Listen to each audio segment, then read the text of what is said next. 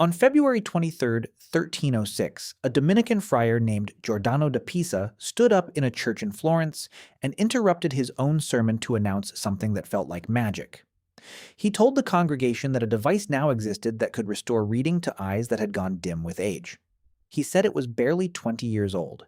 He said he had personally met one of the men who knew how to make it. That device was the eyeglass. And the strange part isn't that someone finally invented it. The strange part is how long it took. Because the problem eyeglasses solved wasn't rare. It wasn't a disease that struck a few unlucky people, it was universal. Every single human being who lived long enough was going to lose their close-up vision on a fairly predictable schedule, whether they liked it or not. The lens inside your eye is flexible when you're young. It curves to focus on near objects, then relaxes back out for distance. That flexibility fades with age, slowly, the same way skin loses its give. By your 40s, for almost everyone alive, the lens has stiffened just enough that reading, sewing, threading a needle, anything close, starts to blur. Doctors call it presbyopia now, and it's currently estimated to affect around 1.8 billion people worldwide. Something like 800 million of them still don't have adequate correction for it. For nearly all of human history, that second number was everyone. There was no correction to have. So picture the world before 1286, when the first wearable lenses appeared to have shown up somewhere in northern Italy. Nobody knows who actually made them. The trail runs cold almost immediately. A monastery record in Pisa credits a friar named Alessandro della Spina with learning the technique from someone who'd kept it secret and sharing it freely with anyone who wanted it. Della Spina didn't invent eyeglasses. He's just the first person history can name who refused to hoard them once he learned how they worked. Before that unnamed craftsman's breakthrough, aging eyes had almost nothing real to fall back on. Monks used what historians now call reading stones, a rounded chunk of polished quartz or glass, set flat on the page, magnifying one line at a time, slow and awkward and useless for anything but a stationary manuscript. The Roman writer Seneca claimed he'd read every book in Rome by peering through a glass globe filled with water. Pliny the Elder wrote that Emperor Nero liked to watch the gladiators fight through a polished emerald, though most historians now think that had more to do with softening the glare of the arena sun than actually correcting his eyesight.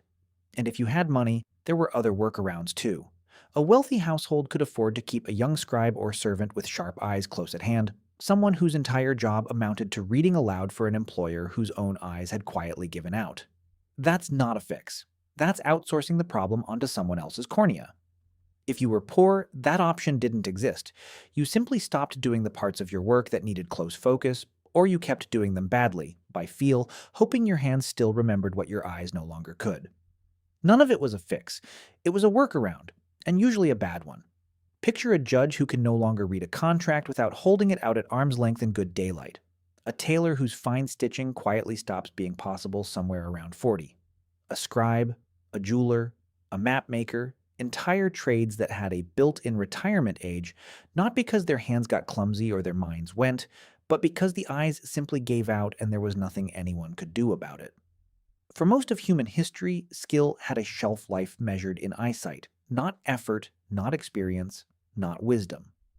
You could be the best in the world at your craft and still be forced out of it by your own cornea.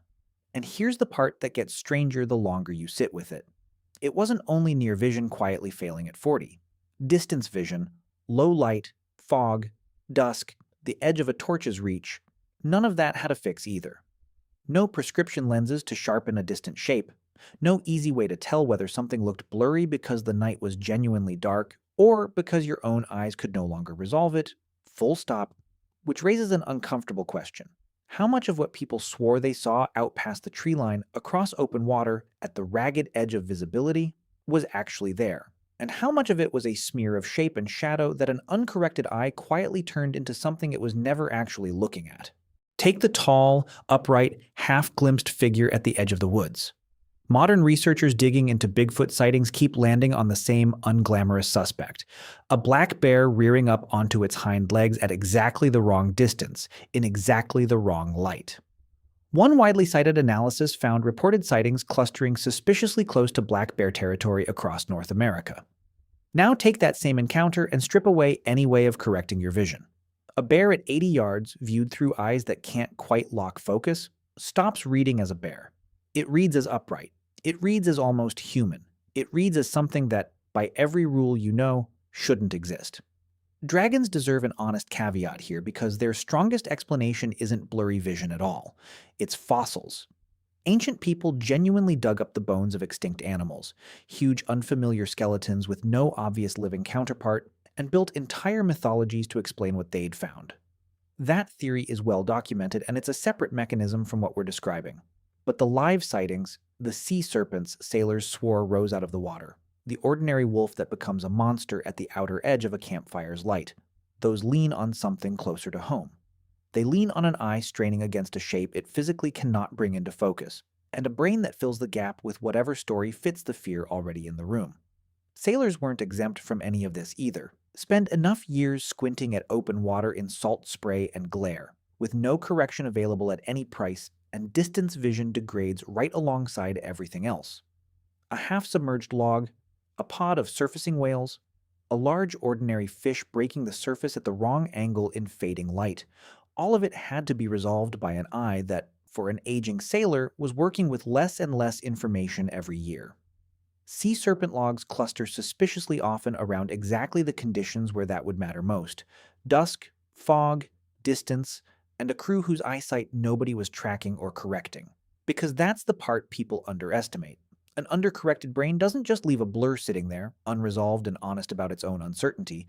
It resolves the blur into something: a shape, a face, a monster crouched at the tree line. For nearly the entirety of human history, that resolving happened with zero correction available, anywhere, to anyone, which means an unknown share of the monsters our ancestors swore they saw with their own two eyes weren't lies, and weren't gullibility either.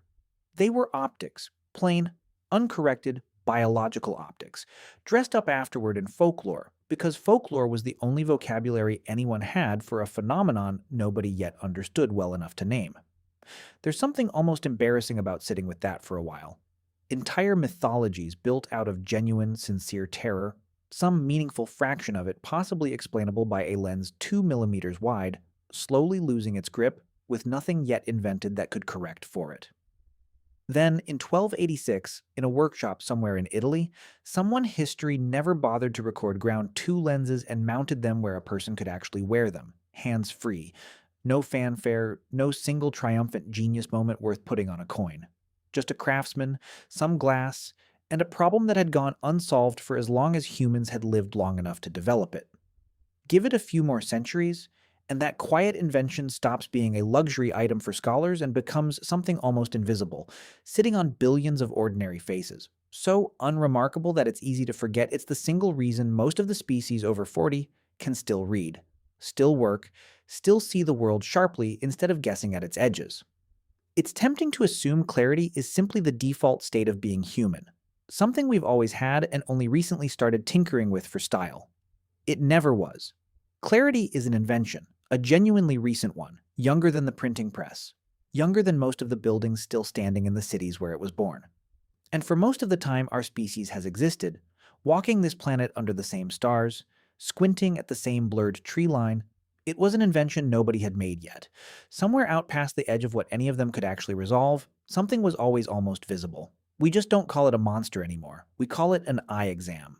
If you want more of the science hiding in plain sight, subscribe to Beyond Human. Every video is built from the same question: what happens when you actually look before you assume?